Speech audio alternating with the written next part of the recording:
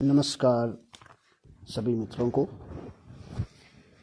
समाचार पत्रों में छपे समाचारों में कुछ अमानवीय घटनाओं के घटित होने की जानकारी मिलती है तो सभी का मन व्यथित हो जाता है। कोई भी घटना अचानक नहीं होती है।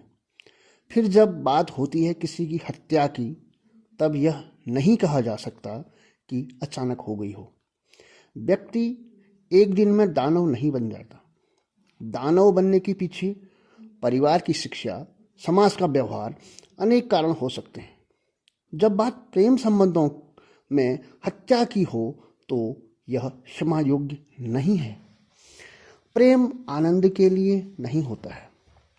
प्रेम को समझने के लिए समर्पण को समझना जरूरी है। जहाँ स्वयं की इच्छा पूर्ति की कामना शून्य होकर अपने प्रेमी की इच्छा पूर्ति के लिए सब कुछ समर्पित करने की इच्छा हो, वही प्रेम है। संसार की किसी भी वस्तु के लिए जहाँ पर पवित्र अपवित्र का भाव नहीं होता, वहाँ प्रेम है। प्रेम ही ईश्वर भक्ति है।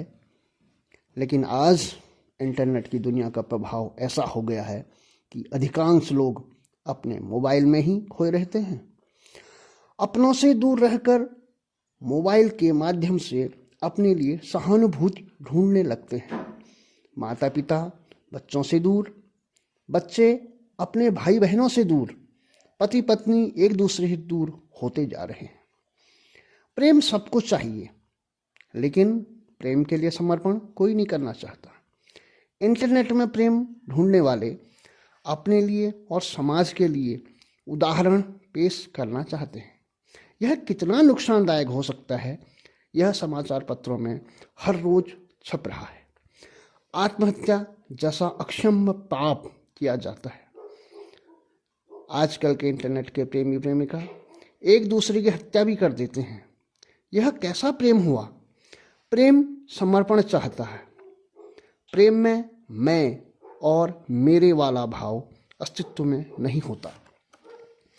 माता पिता को अपने बच्चों को प्रेम का वास्तविक अर्थ समझाना चाहिए। माता पिता भाई बहनों, बेजुबानों, पेड़ पौधों से प्रेम करना सिखाना चाहिए।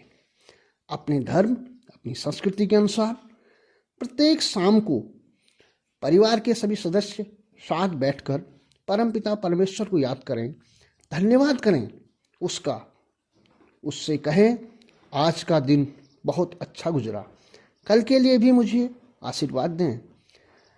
घर के सदस्य एक दूसरे से उनके गुजरे दिन की उपलब्धि या अनुभवों पर चर्चा करें। एक दूसरे को अपने होने का महत्व समझाएं। सब एक दूसरे से कहें कि मैं हमेशा साथ हूँ। परिवार का जो सदस्य किसी परेशानी में हो, उसे उसके कंधे में हाथ रखकर कहें चिंता मत कर, मैं हूँ ना। प्रेम बाहर नहीं, घर में ही बिखरा पड़ा है। बस एहसास दिलाने की देर है। एक दूसरे के लिए कहें मैं हूं ना।